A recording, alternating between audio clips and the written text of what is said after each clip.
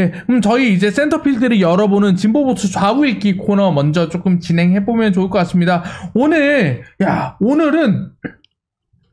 광장으로 간 민주당과 국민의힘을 진보부터 보수까지 모두 다 비판하고 있습니다. 네. 그러니까 모두 다 좀 국회에서 정치하지 않고 광장으로 뛰어나간 걸 비판하고 있는데 이 와중에 조선일보는 민주당이 30회 연쇄 탄핵을 의도한다며 민주당이 내란 세력이다라는 약간 말도 안 되는 소리를 조선일보는 오늘도 여전히 조선일보가 스탠스를 명확하게 한 거죠. 이제. 대단해요. 예. 진짜. 아니 왜냐면 탄핵은 그래도 법적 권리고 뭐 많이 하면 안 좋지만 법에 있는 거고 계엄 이런 거는 진짜 하면 안 되는 일인데 이거를 좀 등치해놓고 본다는 게 좀 씁쓸합니다. 일단 경향신문부터 먼저 소개 부탁드리겠습니다. 네, 경향신문은 유독 이제 경제 이야기를 좀 하고 있습니다. 네. 경향신문은 트럼프발 R 공포 커지는데 탄핵 정국에 갇힌 한국 경제. R 공포가 뭐냐면 리세션이라고 경기 침체의 공포가 커지고 있는데 한국 경제는 대응을 못하고 있다. 이런 비판을 얘기하고 있습니다. 내용으로 들어가면 골드만삭스가 올해 미국 경제 성장률을 2.4%에서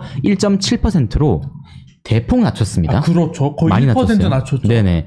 그러면서 미국 뉴욕 증시 나스닥 지수가 4% 급락하고 애플, 엔비디아 등 이제 대형 기술주 시가총액이 하루 새에 1,000조 원 넘게 시장에서 증발했습니다.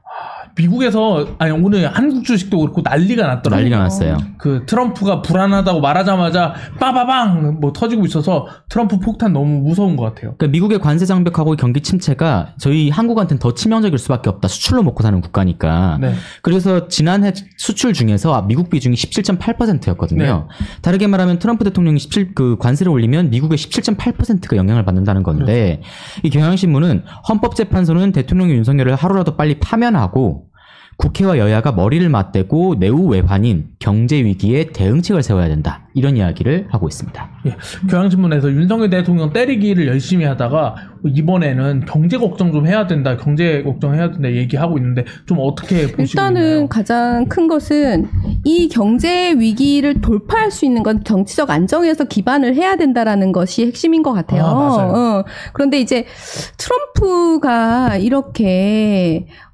지금 뭐 관세라든가 여러 가지 정책에 있어서의 일관된 그 맥을 가지고 있는 것이 무엇인가를 사람들이 많이 얘기하는 것 중에 되게 공감이 갔던 지점이 뭐냐면 트럼프의 머릿속에 가장 크게 자리 잡고 있는 것이 엄청난 국가 부채라는 거예요. 지금 미국의 국가 부채가 5경에 가깝대요.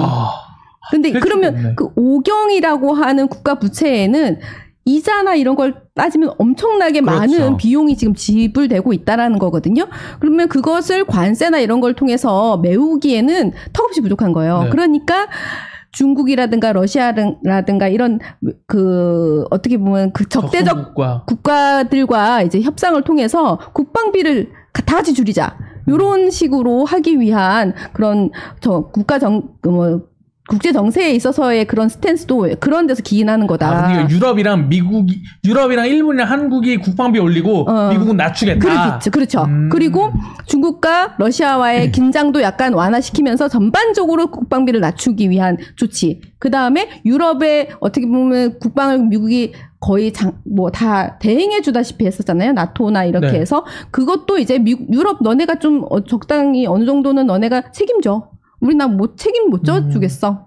한국에 대해서도 마찬가지고 그런 식으로 해서 일단 국가 부채를 굉장히 낮추기 위한 여러 가지 조치들이 이루어지고 있는데 그렇게 하다 보니 이게 경제라고 하는 것은 굉장히 맞물려 있는 거잖아요. 맞아요.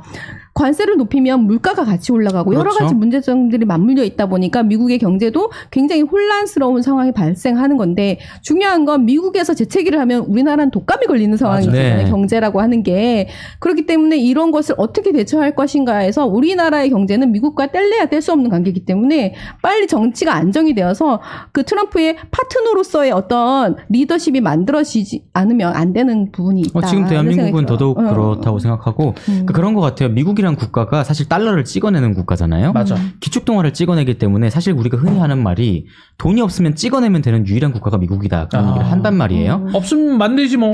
네. 그렇게 해도 괜찮은 국가다. 괜찮은 국가라고 지금까지 생각을 해왔는데 미국이 결국 관세를 높이면 미국은 정말 해야 될 일이 그거밖에 없어요. 시장에 돈이 돌도록 만드는 거. 미국이라는 금융시장이 시장에 돈이 돌아야 금융이 계속 가치가 올라갈 텐데 지금처럼 막아놓으면 당연히 시총은 떨어져야죠. 우리가 금융에 가지는 투자에 가지는 기대감이 줄어드는 거 아닙니까? 그렇죠. 우리가 실제로 이 기업이 생산할 수 있는 돈보다 많은 기대감을 갖고 투자를 해서 주가를 이만큼 올려놨는데 시장에 돈이 안 돌면 이게 당연히 떨어질 수밖에 없거든요. 네. 트럼프는 이걸 예견을 했어야 되는데 당연하죠. 어느 정도 예견을 했을 거예요. 근데 생각보다 이게 본인이 감당할 수 없는 정도가 아닌가? 그러니까 좀 무섭다라는 언급을 한 것 같아요. 네네. 협상이라고 하는 트럼프식 협상은 내가 정말 우월한 상태에서 찍어 누를 수 있는데 좀 봐줄게 하는 게 트럼프식 협상인데 본인은 정말 우월하다고 생각했는데 실제로 까보니까 별로 우월하지 않은 거예요. 그리고 일본이 반발하던데요? 그렇죠. 일본이 그 국방비 3% 올리라는 발언에 대해서 그거는 일본 국회에서 할 일이지 왜 미국이 내정 간섭하느냐. 그리고는 말도 안 되는 소리 하지 말라고 거기에 되게 부정적인 단어를 써가면서 미국한테 비판하면서 한국이 뭐 관세가 너무 적다 이런 얘기에 대해서 일본이 한국을 옹호한 나라가 아닌데도 한국한테 관세 너무 적다 이런 얘기하면서 우방국을 압박하는 태도는 좋지 않다라고 일본이 나서서 말할 정도로. 왜냐하면 미국에 대한 스탠스가 일본과 우리나라는 거의 유사하게 적용이 되었기 때문에 네. 우리를 공격하는 것이 곧 일본에 대한 공격으로 네. 이어질 것이기 때문에 약간 그런 거에 대한 방어가 있었다는 생각이 들고 좀 트럼프가 간과했던 지점은 네. 캐나다나 멕시코에 관세를 부여하고 있지만 캐나다나 멕시코에 관세를 부여하는 것이 결국엔 부메랑이 돼서 본인들에게 화살을 쏘는 것과 미국 소비자가 마찬가지로. 캐나다 물건 살 때 그럼요. 20% 비싸게 사요. 왜냐하면 어떻게 미국에서 생산을 뭐 하나 할래도 자동차를 하나 생산하려도 이것이 끊임없이 멕시코, 캐나다를 왔다 갔다 하면서 교류가 이루어져서 생산이 되는 거기 그렇죠. 때문에 맞아요. 관세라고 하는 것은 계속 생산비의 상승을 가져오는 거거든요. 그러니까 미국에게 굉장히 큰 타격이 될 수밖에 없는 거죠. 저는 그리고 오세훈 시장이 오늘인가 어젠가 그 핵무장 관련 그 토론회 가가지고 핵무장 얘기를 하시더라고요. 그러니까 아무래도 이제 연결이 되는 것 같아요. 트럼프가 이렇게 자국 중심주의로 가고 우크라이나 뭐 다시 지원하기로 했지만 아무튼 광물 뜯어냈잖아요. 우크라이나를 거의 뭐 반 속국을 삼으면서 이렇게 안보를 보장해 주는 걸 보면서 미국이 한국을 지켜주겠느냐. 그 모양새를 보아하니. 네. 예. 한국이 그러면 이제 핵무장 해야 되는 거 아니야? 라는 이야기가 예전에는 농담이었다면 한국이 핵무장을 해야 돼가 요새는 되게 진지한 자리에서 그 무게감 있는 정치인들이 얘기하기 시작한단 말이에요. 네네. 좀 이런 부분도 어떻게 보는지 궁금해요. 그러니까 약간 그런 생각도 드는 거죠. 옛날에 자주국방, 뭐 자강론 이런 것들을 이야기하는 게 어떻게 보면 네. 그 진보적인 스탠스를 취하고 있는 사람들이 주로 얘기하던 의제였는데 이제는 보편적으로 그런 것이 정말 절실하게 다가오는 시기가 도래했고 그래서 진짜 우리가 자주국방을 할 수밖에 없다. 네. 그런 생각이 모두에게 공감이 생길 맞아요. 수밖에 없는 구조가 있다라는 생각이 좀 많이 들더라고요. 저는 호사관님 얘기처럼 일본이 쌀 관세를 확 높여가지고 지금 네네. 엄청 쌀밥을 못 먹는다고 하거든요. 쌀관세 700% 인상. 그러니까 일본에서도 이게 그냥 외교적으로 트럼프한테 기대면 네. 잘 먹고 잘 살 수 있다. 네. 그리고 북한이란 위협에서도 벗어날 수 있다. 이렇게 믿었는데 아닌 거잖아요. 너네가 알아서 해. 너네가 알아서 해야 되니까 돈 더 내놔 라고 하는 게 이제 트럼프 방식이라고 하니까 일본도 납득하기가 어렵고 일본이 어쨌든 간에 미국하고 친하게 가야 우리 국익을 챙길 수 있다라는 게 그 정치하는 사람들 대다수의 어떤 생각이었다면 그렇죠. 지금 트럼프 2기를 맞아서는 그게 아니라는 생각이 일본도 확실하게 드는 거고 전 세계적으로 반미 정서가 이렇게 강해지고 있구나 정도로 저는 여겨지는 것 같아요. 아무튼 미국의 이제 경제 이제 컨설턴트 고이드만삭스부터 시작해가지고 경기 침체가 올 가능성을 고이드만삭스가 40%에서 60%로 늘렸대요. 올 가능성 자체를 이렇게 조금 경기가 미국 경기 얼어붙는 거 이거 보고 있는데 아까 장성환 이사장님 말씀하신 것처럼 우리나라의 정치적 리더십이 없다라는 게 그렇죠. 너무 그렇죠. 크고 좀 12월 3일 건데. 이후로 저희가 환율이 얼마나 올랐습니까? 네, 그니까요. 호사가님, 우리도 자주국방 해야 함. 원래 자주국방이랑 미국 안보 믿을 수 없다. 굉장히 좌파의 구호였잖아요. 요새는 조선일보에 나와요. 조선일보에 미국이 없는 한국 안보 어떻게 할 것인가. 동아일보에도 나오고. 이제는 뭐 진보부터 보수까지 자주국방, 미국 없는 안보 얘기하고 있는. 노무현 대통령 그 자주국방 하자고 할 때 전자권 가져오자고 할 때 얼마나 욕했습니까? 조선일보가. 그니까요. 그러게요. 이제는 세상이 이렇게 변할지 몰랐어요. 굉장히 신기한 상황이다 말씀드리면서 한겨레 신문 얘기도 조금 전달해 드려야 될 것 같아요. 한겨레 네. 신문은 윤석열 석방에 혼란이 가중되고 있다. 파면을 서둘러야 한다라는 주제로 얘기를 하고 있습니다. 예, 한겨레 신문부터는 윤석열 탄핵과 관련된 이야기를 좀 하고 있는데요. 네. 한겨레 신문은 윤석열 석방에 온 나라가 혼란이기 때문에 헌재가 파면 선고를 서둘러야 한다라고 얘기를 하고 있는데 네. 이 지금 정치권에서는 더불어민주당의 박수현 의원 등이 윤석열 대통령 구속을 촉구하면서 서울 광화문 인근에서 단식 농성에 돌입했다. 네. 그런데 국민의힘 윤상현 의원은 탄핵 기각을 요구하면서 헌재 앞에서 릴레이 시위를 시작했다. 헌재는 오로지 윤 대통령의 12월 3일 비상계엄이 얼마나 중대한 헌법, 법률 위반인지 관점에서 지체 없이 선고해야 된다라는 이야기를 하고 있습니다. 결국 내용은 그거예요. 헌재가 빨리 윤석열 파면해야 된다. 네, 지금 김종혜 님이 윤 대통령은 복귀한다. 안보는 튼튼하다. 이렇게 말씀해 주시고 있어요. 윤석열 대통령을 지지하는 확고한 세력이 있는 것도 사실이거든요. 네. 근데 문제는 그게 헌법 위반 사유가 확실한지에 대한 판단을 해야 된다라는 얘기가 나오고 있는데 혹시 이번 사태 보시면서 헌법 위반 사태 어떤 게 가장 조금 중요한 사태라고 보셨는지. 일단은 우리가 봤잖아요. 네. 실시간으로 봤죠. 이 총을 든 군인이 그 국회에 창문을 깨고 투입되는 상황을 보면서 뭐 어떻게 느끼셨는지 모르지만 저는 그날 가슴이 벌렁거려서 전두환 때도 그렇게 투입은 안 하지 않았어요? 그냥 이렇게 군인이 이렇게 왔지. 그때는 유튜버가 없었죠. 그러니까 우리가 실제로 이렇게 목도할 수 있었던 것은 어떻게 그렇죠. 보면은 기술 발전이나 여러 가지 그런 그렇죠. 것들과 함께 네. 우리가 직접적으로 어떻게 간접 체험? 약간 그런 것들을 하게 된 거였잖아요. 네. 저는 굉장히 공포감을 느꼈어요. 그날 저녁에. 맞아요. 어떻게 해야 되나. 우왕총 신문이 집에 없는 것이 너무나도 통탄스럽고 그런 지경에 이르렀었는데 그렇게 군인이 들어가는 것이 용인되는 상황이라고 하면 그러면 이 나라가 어떻게 되겠냐 이렇게 봤을 때는 저는 100% 인용이다 이렇게 생각을 하고 있는데 네. 이게 약간 정치적으로 그 지지 세력들만의 논리가 또 존재하는 거잖아요. 그렇죠. 그래서 아무래도 그 헌재 앞에서 그 계엄을 뭐 동의하는 그 탄핵을 부정하시는 분들의 입장에서는 네. 이것이 사람이 일단 다치지도 않았는데 뭐가 문제냐 이렇게 주장을 하시는 것 같은데 그렇다면 또다시 그 군인이 그 국회에 또 들어가는 것이 용인될 수 있느냐라고 다시 되돌아갔을 때는 저는 그거는 옳지 않다라고 보여지는 아니 측면이 있어요. 이대로 이게 만약에 헌법에 맞다라고 하면 앞으로 그냥 안녕하십니까 오늘 계엄 선포하겠습니다 하고 그냥 KBS 라이브 하면 되는 거 아니에요? 헌법적으로 되니까 저 이게 너무 당연히 좀 통과될 거라고 저는 개인적으로 생각을 하고는 있는데 요새 우려하는 사람들이 많다 보니까 조금 여쭤봐. 그리고 뭐 석방이 되니까 불안한 것도 좀 있는 게 사실이고요. 맞아요. 그리고 이게 좀 제 개인적인 생각으로는 좀 많이 장기화됐다. 이 판단이 내용에 비해서 정말 많이 장기화가 된 것 같다는 생각이 들어서 기간이 길어지면 생각할 시간이 늘어나요. 그것 때문에 불안감 느끼시는 분들도 많다고 생각하고 지금 저도 이제 넘어오는데 마포대교에서 그 민주당 국회의원들이 이제 도보로 이동하고 있더라고요. 국회에서 마포대교 통해서 광화문까지 걸어간다고 걷고 이재명 있더라고요. 대표는 광화문에서 뭐 비명계 인사들 만나고 있고 네네 거기서 이제 만나는 걸로 하고 있는데 이게 헌재가 만약에 12월 3일날 사태가 중요하다고 하고 뭐 한 2월 정도라도 판결을 내렸다면 이렇게까지 불안해하지는 않았을 거예요. 맞아요. 근데 좀 생각해보면 박근혜 탄핵 때를 생각해보면 그렇게 늘어진 것도 아니에요. 어떻게 보면. 근데 그 사람들이 체감되는 게 좀 달라서 더 그럴 수 있다라는 사안도 생각이 엄청 심각했고. 그러니까 왜냐하면 박근혜 탄핵 때는 모두가 대부분의 사람들이 탄핵이 이미 인용이 될 거다라는 그런 보편적인 분위기나 이런 것들이 있었기 때문에 그렇게 이처럼 불안하거나 이러진 않았는데 지금은 너무나도 강렬한 반대의 극부적인 상황이 많이 발생하다 보니까 태극기 시위대의 규모가 그때랑 완전 다르잖아요. 약간 경험칙에서 나온 어떻게 보면 강한 반대급부가 아닌가라는 생각도 한편으로 들기도 하거든요.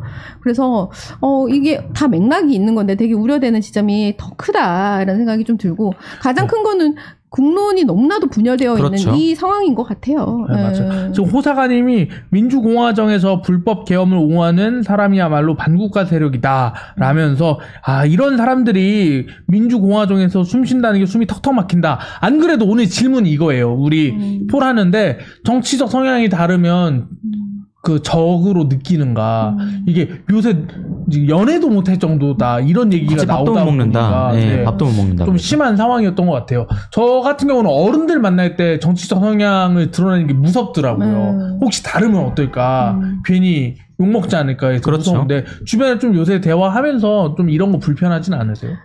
제 주변엔 너무나도 비슷한 사람들이 많은 게 아닌가라는 생각이 들긴 하는데, 그럼에도 불구하고 제가 가끔씩 이제 지역에 저 옛날에 좀 도와주셨던 분들이나 이렇게 보면 국민의힘 분들도 많이 계세요. 그렇죠. 근데 이분들이 약간 신나셨어. 뭐냐면 이게 우리가 옛날에 집회 가거나 그렇게 막 그 전경대랑 싸우고 뭐 이렇게 했던 것들이 다 진보 이게 뭐 한때 운동권이었던 사람들의 약간 경험칙 이런 거였잖아요. 그래서 옛날에 또 집회 갔다 오면 나 옛날에 그 어디 가가지고 전경이랑 싸웠는데 말이야 내가 그 어떻게 화염병을 던져가지고 이러면서 영웅담 같은 걸 얘기하면서 약간 그런 약간 엔돌핀이 고향감, 소위 도파민, 소위 뽕 맞았다 그러잖아요. 도파민이 분출되는 그런 경험을 했던 사람들이 있었다고 한다면 요즘은 극우 보수 쪽에 계신 분들이 그런데 가서 그런 무용담을 얘기하면서 우리도 할 수 있어 이런 자신감이 고양되는 상황이 발생해서 저는 그 에너지가 더 무섭다 이런 생각이 들기도 하더라고요. 아 근데 우리 극우 보수 진영은 전 물어보고 싶은 게 맨날 파업하거나 집회하면 안 된다, 다 불법이다, 하지 말아라라고 해놓고 요새 너무 열심히 집회하시는 아유 빨갱이들의 집회랑 정의로운 집회랑 다르다라는 생각이 있는 거죠. 아 왜 이게 이놈의 정치권의 내로남불이 횡행하는 걸까요? 아니 그러니까 요즘에 무슨 생각이 드냐면 제가 제 정체성을 잘 모르겠어요. 옛날에 학교 다닐 때 학생운동할 때는 이 혁명을 꿈꾸던 사람 아니에요. 진보! 나는 그러니까 진보가 아니라 더 나아가서 혁명이니까. 체제를 뭐 유지하거나 존속하기 위한 고민보다는 어떻게 하면 혁명을 할까, 어떻게 보면 이 세상을 전민항쟁 뭐 이런 얘기를 하고 이랬던 사람인데 지금에서는 이 헌법이 제대로 지켜져야 되고 나라가 제대로 안정을 찾아야 되고 이런 고민을 굉장히 많이 하고 있는 나를 보면서 아 나의 정체성은 무엇인가. 중도 보수 이렇게 민주당은 중도 보수가 되셨군요. 맞아 이런 고민이 들어요. 87년 체제 극복을 위해 투쟁하시다가 이제 87년 체제라도 이거라도 어떻게 있어야 되지 않나. 체제 수호에 이런 상황이었습니다. 예, 지금 100명 정도 보고 계신데요. 저희 더블탭 눌러주시면 좋아요가 됩니다. 더블탭 누르면 신기한 기능이 있습니다. 더블탭 좋아요 눌러주시고요. 옆에 구독 버튼 있으니까 꼭 눌러주시면 월, 화, 수, 오후 6시에 센터피드 라이브 항상 여러분들이 찾아뵙고 있습니다. 좋아요 부탁드립니다. 세 번째 국민일보. 중도보수 국민일보는 국민의힘과 민주당 둘 다 좀 비판하기 시작했어요. 어떤 내용인지 소개 좀 부탁드리겠습니다. 예, 국민일보는 삭발, 단식, 천막 농성, 밤샘 시위 등 여야의 도 넘은 헌재 압박이 있다라면서 정치권이 헌재를 통한 압박이 도를 넘고 있다라는 얘기를 하고 있는데요. 민주당을 포함한 야권에서 윤석열 탄핵 국회의원 연대를 만들어서 광화문에서 탄핵 촉구 단식 투쟁을 하고 있습니다. 하고 있죠, 민주당에서. 예. 그래서 그리고 민주당 초선 의원 3명은 국회에서 삭발식을 했습니다. 이것도 윤석열 탄핵 때문이었고요. 그렇죠. 민주당 소속 김경수 전 경남지사는 지난 9일부터 경복궁 근처에서 단식 농성을 하고 있고 김동연 경기지사, 강기정 광주시장, 김용록 전남지사도 연일 1인 시위를 하고 있습니다. 맞아요. 요새 그 지사들이 그렇게 1인 시위 열심히 하고 계시더라고요. 심지어 김동연 지사는 1인 시위하다 뭐 달걀 맞아. 기도 했다. 이게 정치 테러 가능성 이것도 나중에 좀 봐야 돼. 그런데 이제 국민의힘 또한 헌재를 압박하고 있다. 친윤석열계 의원들이 선고일까지 헌재 정문에서 밤샘 시위를 하겠다. 그리고 앞장서서 장애로 뛰쳐나가서 대놓고 헌재를 협박하고 있는 게 우리 정치권이다. 근데 이제 사실 이렇게 보니까 민주당보다 국민의힘이 좀 수위가 좀 덜한 것 같긴 합니다. 국민의힘은 근데 서부지법 폭동 때문에 그렇죠. 아무래도 조심해야죠. 당 차원에서 하는 거에 되게 조심스러운 것 같아요. 민주당은 그런 것 같진 않고, 근데 이제 여야 모두 다 광장으로 나가 있으니까 불안한 국민들이 더 불안해지는 좀 포인트가 있는 것 같아요. 그래서 중도에서는 탄핵 찬성도 탄핵 반대도 제도권 정치인들이 광장에 나가는 거에 대해서 약간 가볍지 않느냐 이렇게 좀 보는 것 같아요. 좀 어떻게 보시는지. 저는 이 정치가 실종된 대한민국의 현 주소다 이런 생각이 많이 드는데 일단 정치가 법 내지는 이 사법에 종속되어 버린 상황인 거잖아요. 그래서 모든 결정을 우리는 못하겠으니 당신이 해라. 그래서 사법에 의존하는 상황이 발생한 건데 맞아요. 이런 정치를 하는 사람들이 정치의 본령을 놓쳤기 때문에 발생하는 거라고 생각해요. 정치의 본령은 서로가 다름을 인정하고 그 속에서 접점을 찾아가는 과정인데 맞아요. 그 접점을 찾아가는 과정들을 생략한 채로 네가 판단해줘. 그러면 거기에 그렇게 그거에 따르겠어라고 했던 것이 얼마 전까지의 상황이라면 이제는 그조차도 따르지 않을 마음의 자세를 가지고 지금 이렇게 거의 전쟁에 가까운 대결을 하고 있는 것이 아닌가라는 생각이 들어서 저는 다시 한번 정치의 본령을 찾아가는 노력이 필요하고 그렇게 하기 위한 제도의 마련이 필요하다 이런 생각이 진짜 많이 들어요. 이런 방법을 찾기 위한 방법도 나중에 같이 한번 얘기를 해보면 좋을 것 같습니다. 네 번째로 동아일보에서도 거리의 정치를 비판하는 좀 얘기를 내놨습니다. 네네. 소개 부탁드리겠습니다. 이제 동아일보도 국민일보랑 거의 비슷한데요. 네. 내용은 12.3 사태 100일 불안과 갈등을 가중시키는 거리의 정치 이야기를 하고 있는데 윤석열 대통령 탄핵을 둘러싼 광장의 찬반 대립이 갈수록 격렬해지고 있다. 사실이죠.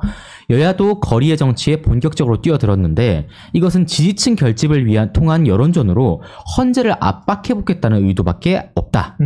탄핵 심판 선고가 임박하자 여든 야든 여당 야당 둘 다 사생결단이라도 하듯 심리적 내전을 부추기고 나섰으니 한심하다. 다 길에 나가가지고 지지층 결집하고 이게 어떻게 보면 되게 순수한 의도로 보이기보다는 이 광장의 이 열기를 어떻게 하면 내 정치적 이득을 위해 이용할까라고 빠져 있는 것 같아요.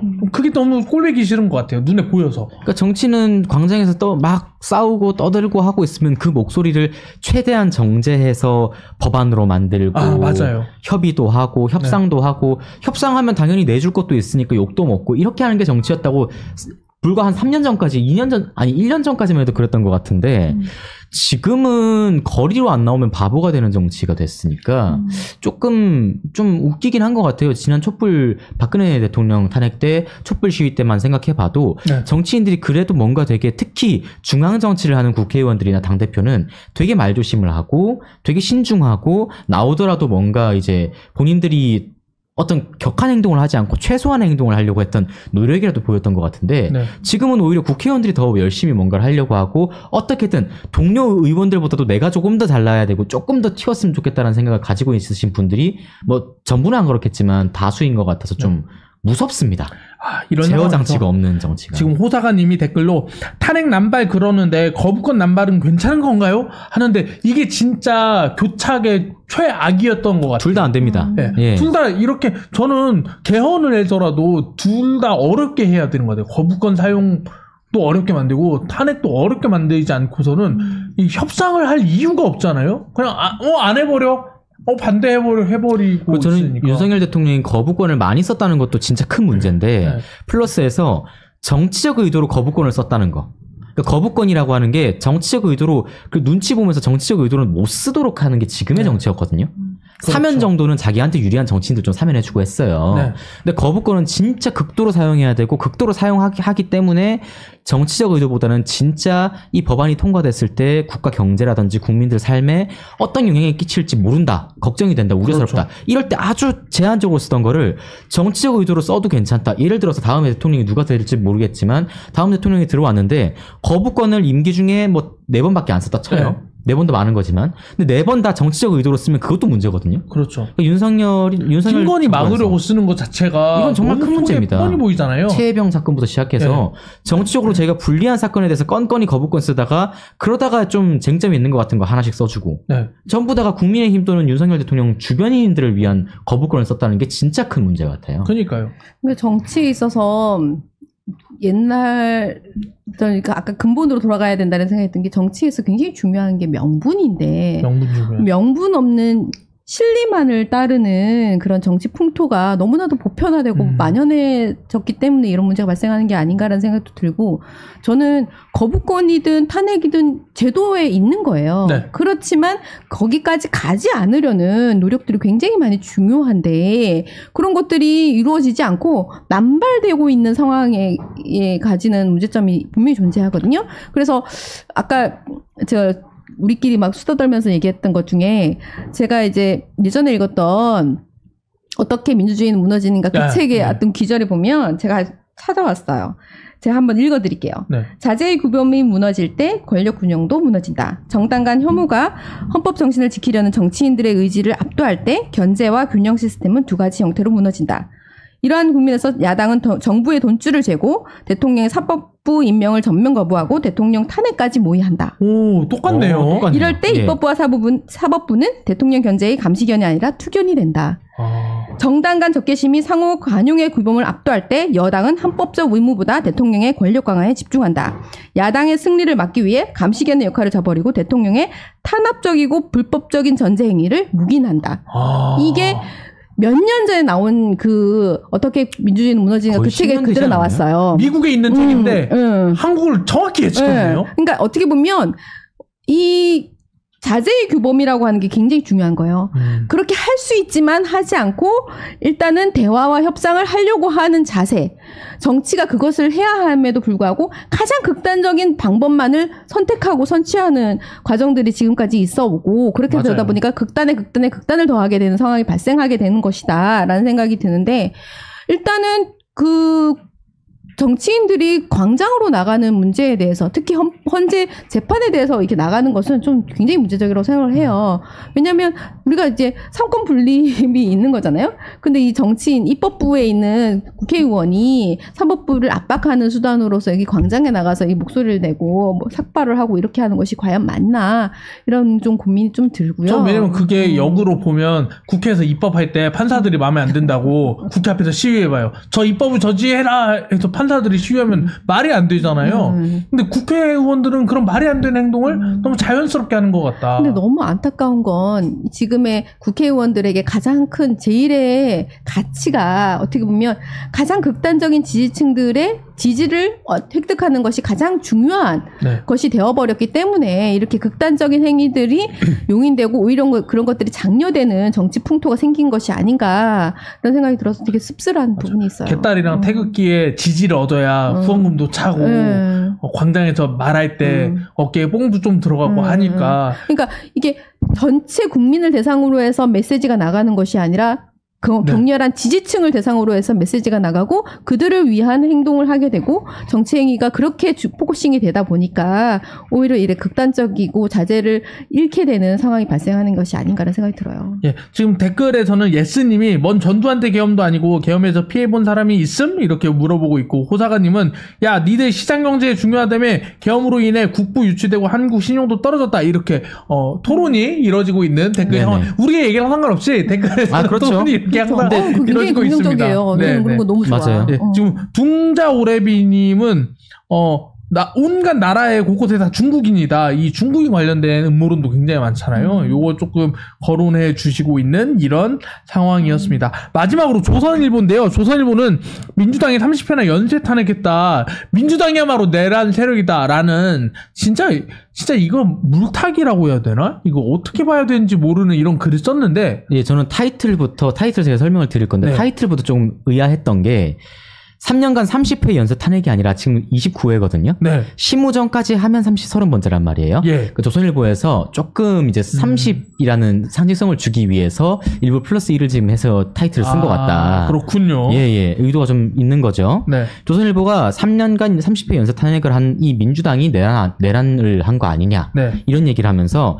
민주당이 심우정 검찰총장에 대한 탄핵 압박을 하고 있다. 네. 만약에 탄핵 발의를 하면 윤석열 정부 들어서 30번째인데 1948년 정부 수립 이후 발의된 탄핵안보다 지금 1948년에 정부가 수립되고 나서 나온 탄핵안이 21건인데 지난 3년간이 훨씬 더 많다. 놀랄만한 일입니다. 그렇긴 하네요. 한독수 권한대행 계엄에 반대했는데도 내란 동조 혐의까지 씌웠고 그렇죠. 다른 국무위원들에게도 모두 탄핵 대상으로 따박따박 탄핵하겠다라고까지 민주당이 얘기했다. 네. 이진숙 방통위원장은 취임한 지 이틀 만에 일도 제대로 하지 않은 상태에서 탄핵됐다. 보수 여전사라고 그렇죠. 하면서 민주당은 윤석열 대통령을 내란 혐의로 탄핵 소추했지만 자신들의 연쇄 탄핵은 그에 못지않은 심각한 국헌문란 행위다라고 조선일보는 강조하고 있습니다. 이게 어떻게 그에 못지않지?